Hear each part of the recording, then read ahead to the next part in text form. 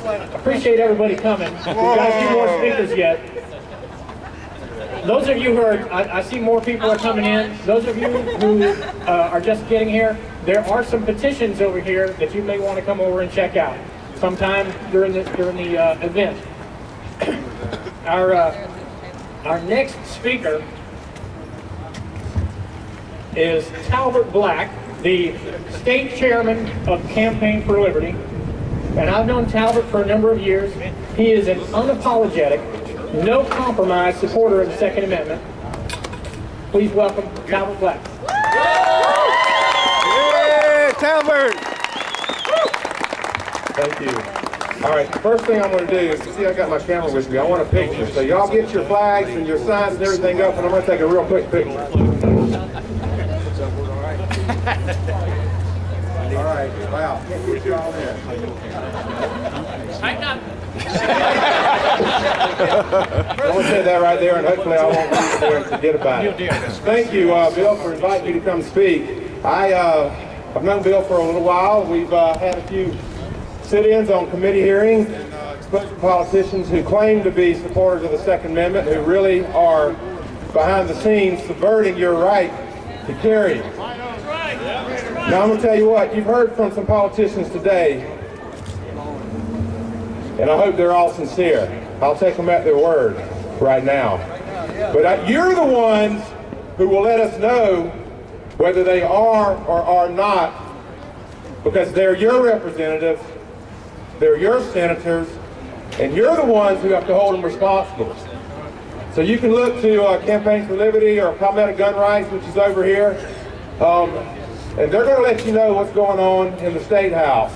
But it's up to you to hold your politician accountable for how they vote or how they don't vote.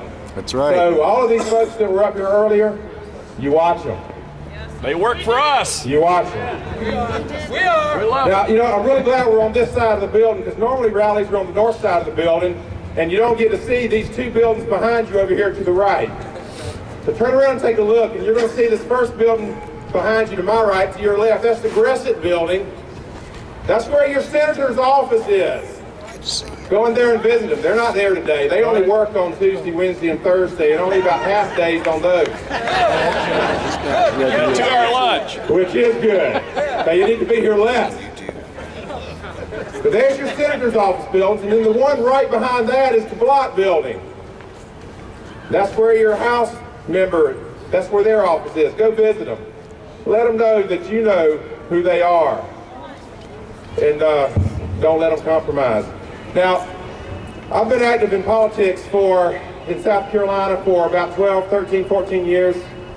Yeah, a little bit longer than that. Started out with Grassroots Gun Rights, the organization that the bill is associated with. They have been the premier gun rights organization in the state and have defended your right to keep and bear arms for a very long time. They've gone quiet here in the last year and a half or so with some internal strife. Palmetto Gun Rights has filled the void. Yeah. Now, before you leave today, you need to come over here and say hello to Denise Snelling. Wait, she's over here in the corner. She's the chairman of Palmetto Gun Rights, and I've been working with her. And Palmetto Gun Rights will make sure that you know exactly what's going on and who's voting for, who's voting against, who's working against you behind the scenes and your right to keep and bear arms. So make sure you go and see her. Oh, and before I forget about it, how many of you would like to have a free AR-15? I already signed up. Because Palmetto Gun Rights is giving one away. The only way that you can register to win, though, you can't do it here at the table. You have to go to their website. It's palmettogunrights.org/AR15, AR-15. Just fill out the form. No donation required. You don't have to buy anything. You just fill out the form, and it is your name, your email address, and your zip code. They're trying to build an army of folks who will help out, and they're offering a free AR-15 if you go and do that. So make sure you do that. My wife needs one. Now, I want to talk about some specific things. You've heard the politicians speaking, and I thank them for that. I have a hard time not being hard on politicians, even the good ones. I mean, that's just what I do, so forgive me for that.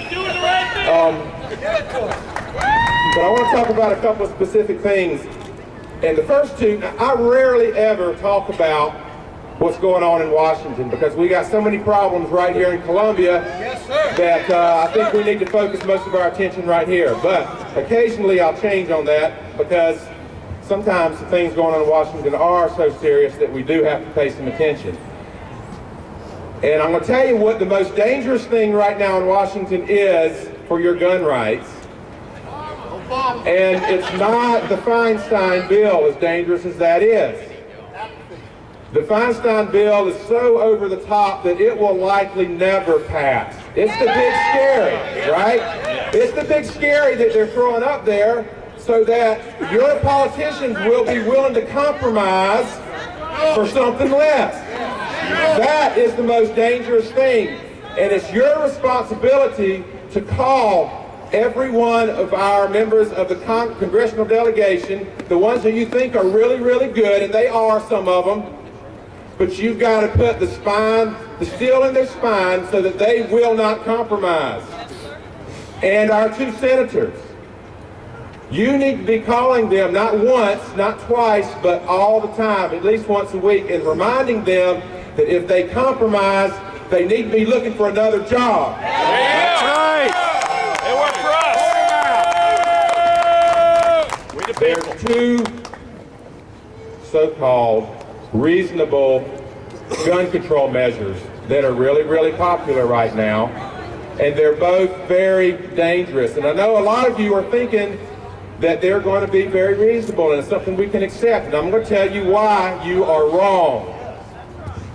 One is mental health checks. And I'm going to tell you why that's terrible. There's lots of reasons, primarily because it is completely subjective. That's right. All it takes is a liberal anti-gun psychiatrist to sign your rights away forever to own a gun because they don't like something about you or they just don't like guns. There's no trial, there's no jury, there's no hearing, there is no defense. Sounds like the Patriot Act. It is predetermining that you're going to commit a crime in the future. That scares me to death. Yeah. Number two is closing the so-called gun show loophole. Universal background checks. And I'm going to tell you why that's dangerous. That sounds kind of reasonable, right? We don't want convicted felons having guns, maybe. But here's why that's so dangerous. The only way the federal government is able to enforce dealers doing background checks is because they track the guns from the manufacturer to the dealer, and you know when you go to a dealer to buy a gun, they have a little book that they flip through and they find the gun serial number and they write your name in so that they know, or they write that it's been sold and that a background check has been done. The only way the federal government can enforce universal background checks is if they have universal gun registration. Which leads That is the to only way it can be done. Don't let them fool you. That's right. The only way they can enforce that a gun transfer from you to anybody else is the background check is done is if they know that you have the gun. So universal background checks is equivalent to universal gun registration, and you know that universal gun registration is only a half a breath away from gun confiscation. We can never let that happen in this country. That's right. That's right. That is right.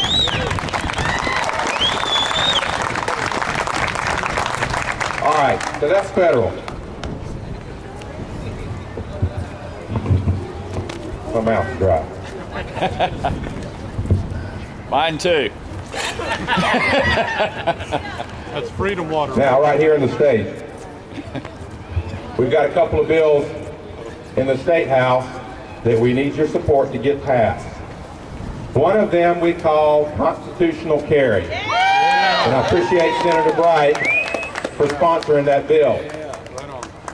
This is what constitutional carry means, and this is why it's so important.